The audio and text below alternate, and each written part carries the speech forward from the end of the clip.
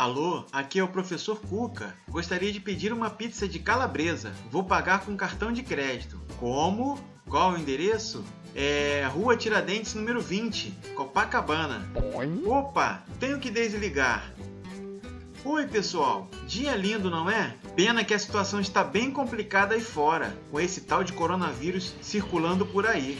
Eu não vou sair de casa até isso tudo passar, até porque eu peguei um resfriado. Atchim!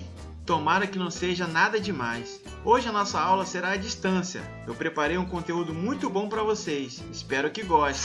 Oi, pessoal. Hoje o nosso estudo será sobre função. Ela é uma relação matemática estabelecida entre duas variáveis. A definição de uma função é através de conjuntos, e esses conjuntos devem ser não vazios. Observe os conjuntos A e B. É uma relação na qual cada elemento de A associa a um único elemento de B. Por notação dizemos: função f de A em B.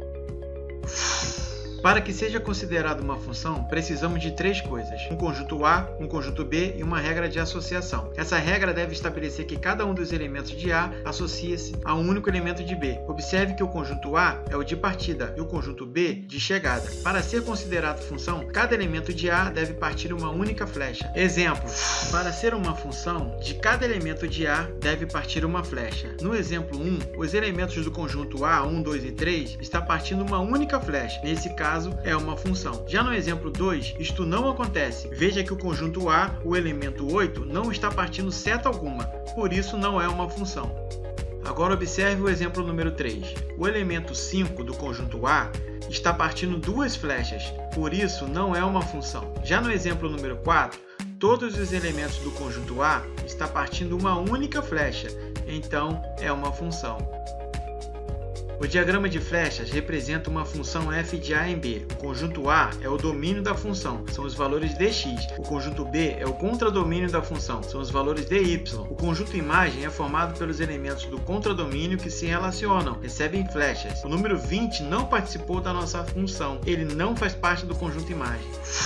Lei da formação de uma função. É uma fórmula que permite calcular o valor de y em função de x. Exemplo: y é igual a 2x menos 3, ou f de x é igual a 2x ao quadrado. Lembrando, pessoal, que y é igual a f de x, valor numérico. Podemos calcular o valor numérico para um determinado valor de x, que vai ser a imagem dele. Exemplo: dado uma função f de reais em reais, domínio e contradomínio pertencem aos números reais. Definida por f de x igual a 3x mais 1, calcule. Letra A, f de 2. Para realizar o cálculo, basta substituir o valor de x por 2. Da mesma forma, fazemos do outro lado da igualdade. Observe que x é igual a 2.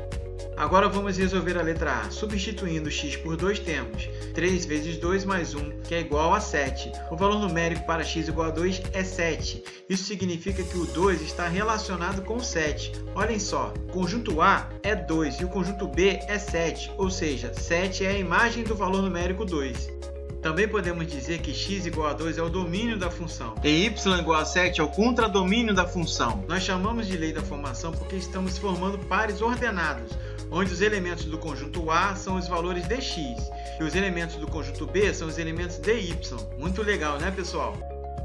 Raiz ou zero de uma função é o valor que, ao substituir x, torna o y igual a zero. F de x é igual a zero ou y é igual a zero. Vamos ver um exemplo. Determine as raízes da função y igual a 2x menos 4. 2x menos 4 é igual a zero, x é igual a 4 sobre 2, x é igual a 2. Observação, pessoal, uma função pode ter várias raízes. Pares ordenados. Um par ordenado é um conjunto formado por dois números reais, usado para determinar a localização de pontos no plano cartesiano. Exemplo: 3 e 5 são as coordenadas do ponto A. Atenção! Num par ordenado, a ordem que os números aparecem importa. Dessa maneira, 3 e 5 é diferente de 5 e 3. Não é por outro motivo que o par é chamado de ordenado. Dois pares ordenados, x e y e rs, são iguais somente se x for igual a r e y for igual a s.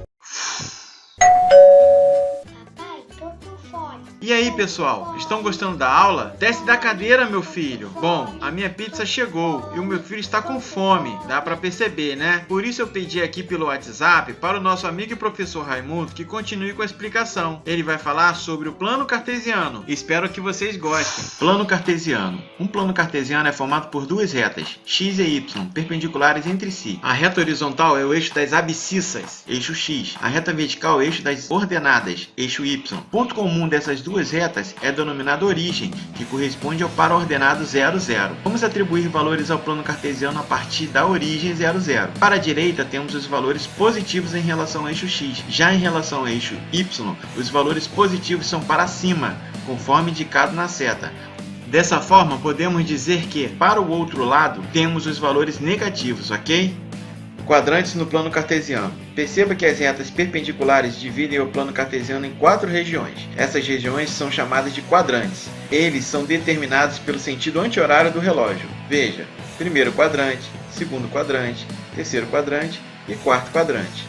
Localização de um ponto. Um ponto qualquer de um plano cartesiano é indicado a partir de suas coordenadas, que são representadas por um para-ordenado. Vamos utilizar uma sequência prática para descobrir o ponto P, x e y. O primeiro passo é localizar o valor de x no eixo das abscissas. Depois, localizar o valor de y no eixo das ordenadas. Vamos traçar uma reta perpendicular ao eixo x e y encontrados. O local onde essas retas perpendiculares se cruzam é onde o ponto P está.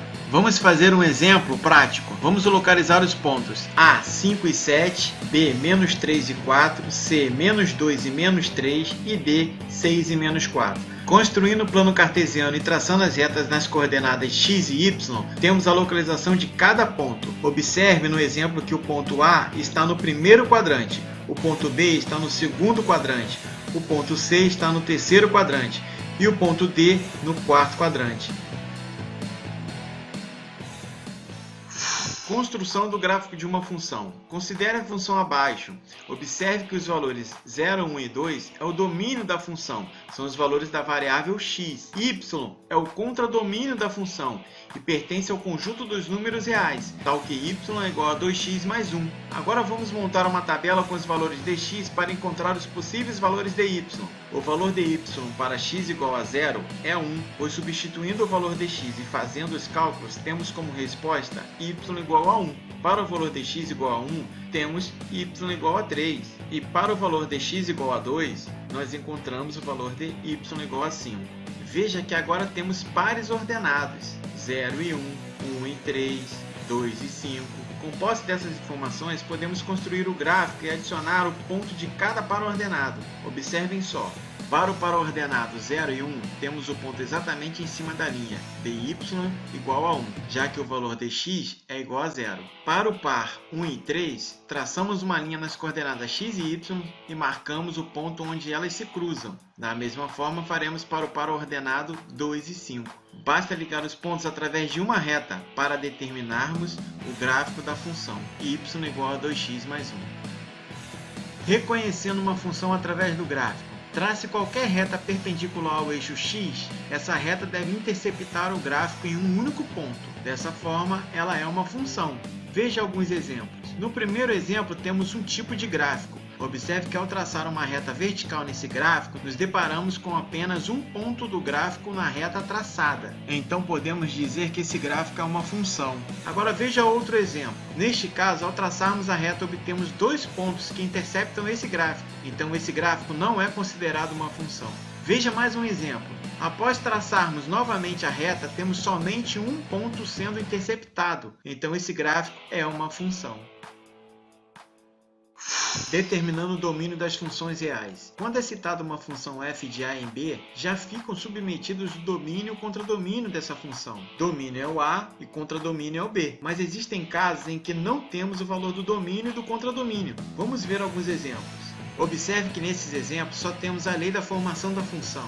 Então temos que descobrir o domínio e o contradomínio dessa lei da formação. Podemos assumir que o contradomínio são todos os reais. Já o domínio devemos descobrir o seu valor. Para isso podemos considerar algumas observações. O denominador não pode ser zero, pois não existe divisão por zero na matemática. Nos números reais, o radicando de uma raiz do índice par não pode ser negativo.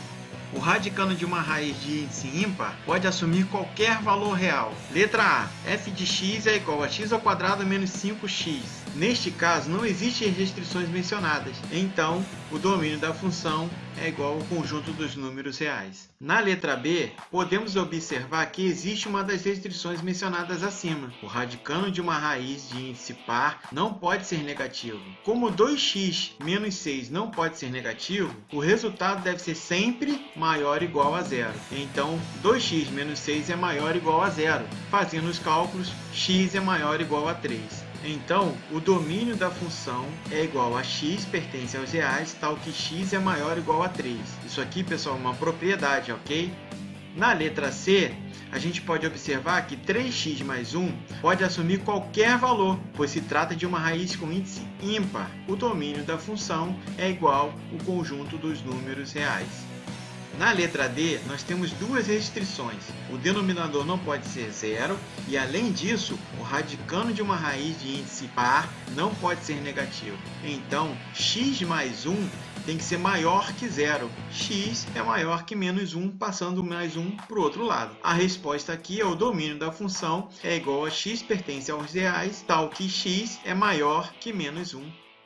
Domínio e imagem no gráfico. Considere o seguinte gráfico de uma função qualquer.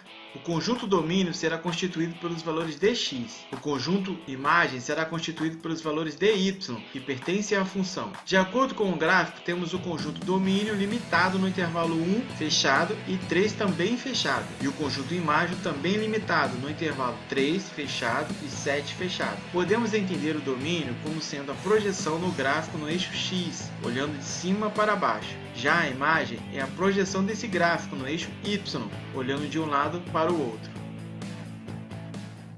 Oi, pessoal! Gostaram da aula do professor Raimundo? Espero que sim! Ainda não acabamos de falar sobre o estudo das funções. Atchim! Acho melhor entrar e tomar um remédio. Agora vamos ver a sua classificação. Vem comigo! Classificação das funções. Função sobrejetora. A imagem da função é igual ao contradomínio. Observe no exemplo. Dada a função f de a em b definida por f de x igual a 2x, os elementos 2, 4 e 6 são exatamente o contradomínio e também o conjunto imagem da função. Dessa forma, ela é classificada como uma função sobrejetora. Em outras palavras, a imagem são os elementos que estão sendo flechados e não podem sobrar elementos no conjunto B. Agora olhe o exemplo 2. Existe um elemento no conjunto B que não está recebendo flecha, ele não faz parte do conjunto imagem, então ela não é uma função sobrejetora. Função injetora é quando a imagem é exclusiva em relação ao domínio, ou seja, cada elemento de A é exclusivo ao elemento de B. Dessa forma, dois elementos do conjunto A não podem ter a mesma imagem. Observe no exemplo onde f de x é igual a x mais 10. Os elementos do conjunto A partem uma única flecha para cada elemento do conjunto B, então é uma função injetora. Veja no exemplo 2, onde f de x é igual a x ao quadrado, que existe dois elementos no conjunto A associado a um elemento no conjunto B, então não é uma função injetora. Função bijetora é quando ela é sobrejetora e injetora ao mesmo tempo, ou seja, sobrejetora e injetora juntos. Observe no exemplo onde f de x é igual a 2x. Veja que para cada elemento de A é exclusivo ao elemento de B. Temos também que o contradomínio e a imagem são iguais. Nessas condições, a função é classificada como bijetora. Função par. Uma função é chamada par quando f de x é igual a f de menos x, ou seja, os elementos opostos do domínio têm imagens iguais. Também podemos dizer que uma função que só tem expoentes pares para x é uma função par. Exemplo, f de x igual a x ao quadrado. Substituindo 2 e menos 2 por x, temos o resultado igual a 4. Dessa forma, entendemos que, de fato, ela é uma função par. Veja que o elemento 4 no conjunto B é a imagem dos elementos do conjunto A. Observação: uma função par é simétrica ao eixo y. Veja. Função ímpar. Uma função é chamada ímpar quando f de menos x é igual a menos f de x, ou seja, os elementos opostos do domínio têm imagens opostas. Ela é uma função que só tem expoentes ímpares para x. Exemplo, f de x igual a x ao cubo. Note que os valores opostos no domínio geraram as imagens opostas, 1 e menos 1. Observação: a função ímpar é simétrica em relação à origem. Observe no gráfico. Uma coisa importante: uma função ímpar que tem expoentes pares e ímpares é uma função sem paridade. Função composta é a composição de duas funções obtendo como resultado uma outra função. Dadas duas funções, f de a em b e g de b em c, o contradomínio da primeira função tem que ser igual ao domínio da segunda função. A função composta de g com f é representada por Goff, já a função composta de f com g é representada por Fogg. Representando graficamente, temos a função f vai do conjunto A até o conjunto B, onde a imagem é f de x. Já a função g vai do conjunto B para o conjunto C, onde a imagem é g de f de x. O que a função composta faz é encurtar essa distância. Ela começa no conjunto A e vai direto para o conjunto C, fazendo uma ligação. Para resolver uma função composta, aplica-se uma função no domínio de outra função e substitui-se a variável x por uma função. Vamos ver um exemplo. Dadas as funções f de x igual a 2x mais 2 e g de x igual a 5x, determine Goff de x e determine Fogg de x. Na letra A, vamos substituir f de x por 2x mais 2. Vai ficar a função g de 2x mais 2. Observe que g de x é igual a 5x. Dessa forma, podemos substituir o valor de x por 2x mais 2 na função g de x. Fazendo a distributiva, encontramos o resultado 10x mais 10, que é o valor de Goff de x. Já na letra B, Fogg de x é a função f de g de x. Então vamos substituir g de x por 5x. Vai ficar a função f de 5x. Como sabemos que f de x é igual a 2x mais 2, basta substituir o valor de x por 5x. Dessa forma teremos 2 vezes 5x mais 2, que é igual a 10x mais 2. Função inversa. A função inversa é classificada como uma função bijetora. É obtida trocando domínio pela imagem da função. Isto é, o domínio vira a imagem e a imagem vira o domínio. Seja a função f de a em b, definimos a inversa de f por f a menos 1 de b em a. Vamos representar na forma gráfica. Observe a função f de a em b, é uma função bijetora. Agora, para obter a inversa, basta trocarmos os elementos do conjunto A pelos elementos do conjunto B. Veja como ficou. Dessa forma, obtemos a inversa da função f de a em b. Observe no exemplo 2 que ao trocarmos os valores dx pelo y, ela deixou de ser função. Lembre-se que para ser função de cada elemento de A deve partir uma única flecha, e neste caso existe o elemento 4, que está partindo duas flechas, e os elementos 2 e 6 não têm nenhuma flecha partindo deles. É por este motivo que a função deve ser bijetora. Caso contrário, ao obter a função inversa, ela deixa de ser função. Para calcular a função inversa em y igual a f de x, troca-se o x com o y e isola o y. Exemplo, calcule a função inversa f de x igual a x menos 1. Primeiro trocamos o x pelo y e em seguida isolamos o y. O resultado é y igual a x mais 1. Por notação dizemos f a menos 1 dx é igual a x mais 1. Bom, pessoal, eu vou ficando por aqui. Sai de cima do sofá, meu filho! Ele vive subindo nas coisas. Espero que vocês estejam em casa e aproveitando para estudar bastante. Meu filho quer dar um tchau para vocês. Vem cá, filhão! Fala com eles aqui. Tchau, tchau, pessoal. Dá um like aí pro meu papai.